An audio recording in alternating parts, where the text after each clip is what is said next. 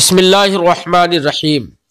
منادا وہ اسم ہے جس پر حرف ندا داخل ہو، جیسے یا رجلو یعنی اے آدمی۔ اس مثال میں رجلو منادا ہے۔ مطلب کیا ہے؟ یہ صاحب کتاب نے تو صرف یہ بتا دیا کہ حرف ندا جس اسم پر داخل ہو اسے منادا کہتے ہیں۔ تو ہمیں یہاں پر ایک تو ندا سمجھنا ہے کہ ندا کسے کہتے ہیں، دوسرا یہ سمجھنا ہے کہ منادا کسے کہتے ہیں، تیسری یہ بات سمجھنا ہے کہ حروف ندا کیا کیا ہیں۔ تو سب سے پہلے ندا کہتے ہیں حروف ندا میں سے کسی ایک کے ذریعے سے کسی کی توجہ اپنی طرف کرانے کا نام ندا ہے۔ مثلا کوئی شخص اگر ہم اسے اب اس کی توجہ اپنی طرف کرانا چاہیں تو ہم کہتے ہیں اے فلاں آدمی، تو لفظ اے بولتے نا اردو میں، یہ حرف ندا ہے۔ اور یہ حرف ندا کا استعمال کرتے ہوئے ہم نے فلاں آدمی کی توجہ اپنی طرف کرائی۔ تو کسی کی توجہ اپنی طرف کرانا حرف ندا کا استعمال کرتے ہوئے، تو جس کی توجہ اپنی طرف مبذول کرا رہے ہیں اس کو کہتے ہیں منادا، اور چونکہ اسی پر حرف ندا داخل کرتے ہیں جس کی توجہ اپنی طرف کرانا ہوتی ہے، تو اسی لیے صاحب کتاب نے کہا کہ جس پر حرف ندا داخل ہو اسی کو منادا کہتے ہیں۔ تو منادا کی تعریف ہے جس کی توجہ اپنی طرف کرائی جائے، حرف ندا کے ذریعے اسے منادا کہتے ہیں، اور کسی کی توجہ اپنی طرف حرف ندا کے ذریعے سے مبذول کرانا یہ ندا ہے۔ حرف ندا در حقیقت حروف ندا 5 ہوتے ہیں، یا ایا اے حمزہ مفتوحہ یعنی آ، اور ایک ہے حیا، یا ایا حیا اے حمزہ مفتوحہ۔ یہ 5 حروف ہیں۔ ان 5 حروف میں سے کسی کے ذریعے سے ہم کسی کی توجہ اپنی طرف مبذول کرائیں تو یہ مبذول کرانے کا نام ندا ہے۔ جس کی توجہ اپنی طرف مبذول کرائیں وہ منادا ہے، اور یہ حروف میں سے ہر ایک حرف ندا ہے۔ ٹھیک ہے۔ صاحب کتاب فرماتے ہیں کہ منادا وہ اسم ہے جس پر حرف ندا داخل ہو، چونکہ جس پر حرف ندا داخل ہوگا اسی کی توجہ اپنی طرف مبذول کرائی جائے گی، تو اسی لیے ہم نے کہا جس کی توجہ اپنی طرف مبذول کرانا ہو اسی کو منادا کہتے ہیں۔ جیسے صاحب کتاب نے کہا جیسے یا رجل اے آدمی، اس مثال میں رجل یہ منادا ہے کیونکہ اس پہ حرف ندا یا داخل ہوا، یا یہ کہو کہ رجل جس کو ہم پکار رہے ہیں اسی کی توجہ اپنی طرف مبذول کرانا مقصد ہے۔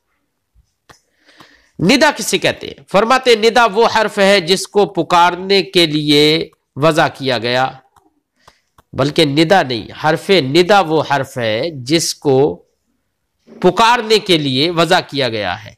یعنی کچھ حروف ایسے ہیں جن کو دوسرے کی توجہ اپنی طرف مبذول کرانے کے لیے وضع کیا گیا ہے، تو ان حروف کو حروف ندا کہتے ہیں۔ اور ندا کسے کہتے ہیں؟ یہ صاحب کتاب نے جو ندا کی کہا ہے نا، تو وہ ندا وہی ہے کہ دوسرے کی توجہ اپنی طرف مبذول کرانا، یاد رکھ لیے۔ جیسے صاحب کتاب کہتے ہیں یا، چند مثالیں دیں گے۔ فرماتے ارزق فعل امر ہے، اس کا رزق یرزق اس کا معنی ہوتا ہے دینا، اور ارزق فعل امر ہے، اس کا معنی ہوگا تو دے، تو رزق دے، رزق کا معنی بھی ہو سکتا ہے تو رزق دے۔ اور ہم کہیں اللہم ارزق الجنت، اے اللہ ہمیں جنت دے، ٹھیک ہے، تو مطلقاً دینے کے معنی میں بھی ہوتا ہے۔ انظر نظر ینظر سے فعل امر ہے، انظر تو دیکھ، ٹھیک ہے۔ التثبیت ثبت یثبت، تثبیت باب تفعیل سے مصدر ہے، اس کا معنی ہوتا ہے ثابت قدم رکھنا، مضبوط کر دینا۔ میم لکھا ہوا ہے نا، یہ در حقیقت میم مشدد جو ہے نا لفظ اللہ کے بعد میں لگ جاتی ہے، اور یہ میم بھی حرف ندا کا کام کرتی ہے جب یہ لفظ اللہ کے بعد میں لگ جاتی ہے. جیسے کہا جائے اللہم، تو میم لگ گئی نا، اس کا معنی ہے اے اللہ. الاقدام، اقدام یقدم، اقدام اس کا معنی ہوتا ہے آگے بڑھانا یا آگے بڑھنا. جیسے اب مثالیں دے رہے ہیں، یا اللہ، اے اللہ، تو اللہ کو پکارا جا رہا ہے. ٹھیک ہے، یا اللہ، اے اللہ. ترکیب کیسے کریں گے؟ چونکہ یا جو ہے نا حرف ندا ہے، تو در حقیقت جب آدمی کہتا ہے اللہ تو اس کا مطلب ہوتا ہے کہ وہ بولنے والا شخص جو ہے وہ اللہ کو پکار رہا ہے. وہ یہ کہہ رہا ہے اللہ میں تجھے پکار رہا ہوں. ٹھیک ہے نا، اس معنی میں ہے یہ. اسی لیے کہا جاتا ہے کہ حرف ندا جو یا ہوتی ہے یا کوئی بھی حرف ندا ہو، وہ ادعو جو فعل متکلم ہے نا، فعل مضارع سے صیغہ متکلم ہے ادعو، اور یا اطلب اس کے معنی میں ہوتا ہے. تو یا اللہ کو معنی ہوگا اے اللہ، یعنی اے اللہ، یعنی اللہ میں تجھے پکار رہا ہوں، اللہ میں تجھے طلب کر رہا ہوں، یہ معنی ہوگا. میں تیری توجہ طلب کر رہا ہوں، تیری عنایت طلب کر رہا ہوں، معنی ہوگا. اسی لیے کہا جاتا ہے ترکیب میں کہ حرف ندا جو ہے وہ ادعو فعل کے قائم مقام ہے. یعنی حقیقت میں معنی ہے ادعو، لیکن فعل کو حذف کر کے اس کی جگہ پر حرف ندا کو رکھ دیا جاتا ہے. تو ترکیب میں وہی فعل کی کریں گے ترکیب، کیا؟ یا حرف ندا قائم مقام ادعو فعل کے، اور ادعو فعل مضارع ہے، اس صیغہ متکلم ہے، اس کے اندر انا ضمیر مستتر اس کا فاعل ہو جائے گا. اور کس کو پکارا جا رہا ہے؟ اللہ کو. تو یہاں پر لفظ اللہ جو ہے اس میں جلالت یہ مفعول بھی بن جائے گا. اب ترکیب ہوگی فعل اپنے فاعل اور مفعول بھی سے مل کر جملہ فعلیہ انشائیہ. انشائیہ اس لیے کہیں گے کیونکہ ندا ہے اس میں، اور ندا انشاء کے اقسام سے ہے. انصر المسلمین، مسلمانوں کی تو مدد کر. انصر فعل امر ہے، اور فعل امر ہے اس کے اندر انت ضمیر مستتر اس کا فاعل بن جاتا ہے. ٹھیک ہے نا. اور المسلمین مفعول بھی، فعل اپنے فاعل مفعول بھی سے مل کر جملہ فعلیہ انشائیہ. ٹھیک، انشائیہ اس لیے کہ کیونکہ امر بھی انشاء کے اقسام سے ہے. یا زید، اے زید، تو اس کی بھی ترکیب وہی ہوگی جو یا اللہ کی ہم نے کی تھی. لا تظلم اخاک، تو اپنے بھائی پر ظلم مت کر. لا تظلم یہ فعل نہیں ہے، لا نہیں لگ گیا نا. تو اور جس طریقے سے فعل امر میں انت ضمیر مستتر مانتے ہیں، ویسے ہی نہیں حاضر کے صیغے میں بھی انت ضمیر مستتر مان لیں گے. لا تظلم، تو ظلم مت کر، یہ معنی ہوگا. لا تظلم فعل نہیں، اس کے اندر انت ضمیر مستتر اس کا فاعل. اخا کا یہ مفعول بھی ہے، چونکہ حالت نصبی میں ہے نا، تبھی تو اسماء ستہ مکبرہ کا اعراب حالت نصبی میں کیا ہوتا ہے؟ الف کے ساتھ. اسی لیے چونکہ یہ مفعول بھی ہے، منصوب ہے، اس لیے اخا کا. ٹھیک، اخا کا، اخا مضاف کا مضاف الیہ، مضاف الیہ سے مل کر مفعول بھی، فعل اپنے فاعل اور مفعول بھی سے مل کر جملہ فعلیہ انشائیہ. انشائیہ اس لیے کہ نہیں بھی انشاء کے اقسام سے ہے. اللہم ارزقنا الجنت، اے اللہ ہم کو جنت عطا فرما. اللہم میں لفظ اللہ یہ مفعول بھی بنے گا، اور میم جو ہے میم مشدد یہ حرف ندا کی جگہ پر ہے، تو کہیں گے میم حرف ندا قائم مقام ادعو فعل کے. اللہ اس میں جلالت مفعول بھی، اور ادعو فعل میں انا ضمیر مستتر فاعل ہو جائے گا. ٹھیک ہے، فعل اپنے فاعل اور مفعول بھی سے مل کر جملہ فعلیہ انشائیہ ہو گیا. ارزقنا الجنت کی الگ سے ترکیب کریں گے. ارزقنا کیونکہ وہ الگ جملہ ہو گیا، اب یہ الگ پورا جملہ ہو جائے گا. ارزق فعل امر، اس کے اندر انت ضمیر مستتر اس کا فاعل ہو جائے گا. نا مفعول بھی اول ہو جائے گا. الجنت مفعول بھی ثانی ہو جائے گا. فعل اپنے فاعل اور دونوں مفعول بھی سے مل کر جملہ فعلیہ انشائیہ. یا رسول اللہ انظر حالنا، اے اللہ کے رسول ہمارا حال دیکھیے. اب معنی ترکیب کیا ہوگی؟ یا حرف ندا قائم مقام ادعو فعل کے، اس کے اندر انا ضمیر مستتر اس کا فاعل. رسول اللہ بترکیب اضافی ہو کر مفعول بھی، فعل اپنے فاعل اور مفعول بھی سے مل کر جملہ فعلیہ انشائیہ ہو جائے گا. ٹھیک ہے، رسول اللہ یہاں پر منادا ہے، یہ حرف ندا چونکہ اس پر داخل ہے تو یہ منادا ہوگا. اور منادا اگر مضاف ہوتا ہے تو منصوب ہوتا ہے، آپ نے پڑھا ہے.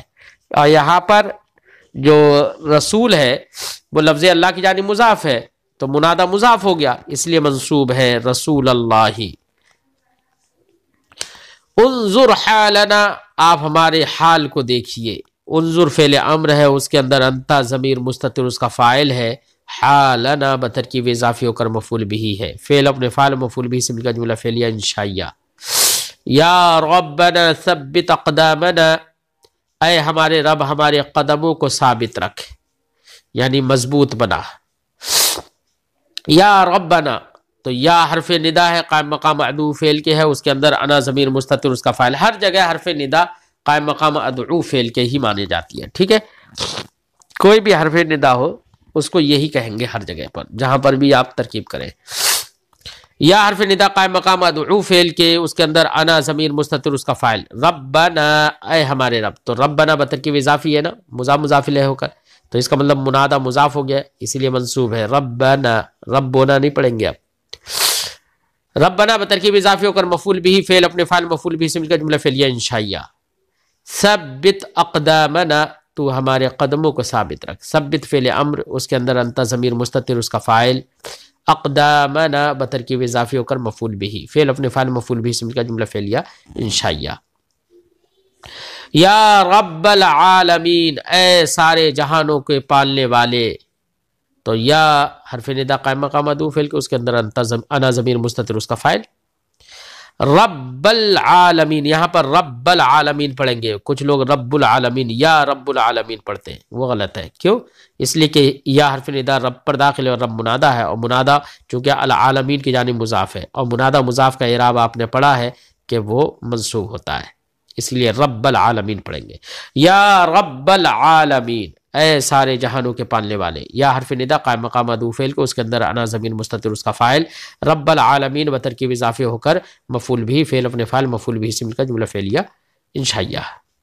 اصلح المسلمین، مسلمانوں کی اصلاح فرما، اصلح یہ فعل امر ہے بابی فعل سے، اصلح یصلح اصلاحا، اس کا معنی کیا ہوتا ہے؟ اصلاح کرنا ہے نا، بھلائی پر گامزن کرنا۔ اصلح المسلمین، مسلمانوں کو بھلائی پر گامزن فرما، تو اصل فعل امر، اس کے اندر انت ضمیر مستتر اس کا فاعل، المسلمین مفعول بھی، فعل اپنے فاعل مفعول بھی سے مل کر جملہ فعلیہ انشائیہ۔ اشفع یا نبی اللہ، اے اللہ کے نبی آپ شفاعت فرمائیے، تو اشفع فعل امر ہے، اس کے اندر انت ضمیر مستتر اس کا فاعل، فعل اپنے فاعل سے مل کر جملہ فعلیہ انشائیہ، الگ جملہ ہو گیا۔ یا نبی اللہ یہ الگ جملہ ہو جائے گا، یا حرف ندا قائم مقام ادعو فعل کے، اس کے اندر انا ضمیر مستتر اس کا فاعل، نبی اللہ یہ بھی منادہ مضاف ہے اس لیے منصوب ہے، نبی اللہ بترکیب اضافی ہو کر مفعول بھی، فعل اپنے فاعل مفعول بھی سے مل کر جملہ فعلیہ انشائیہ۔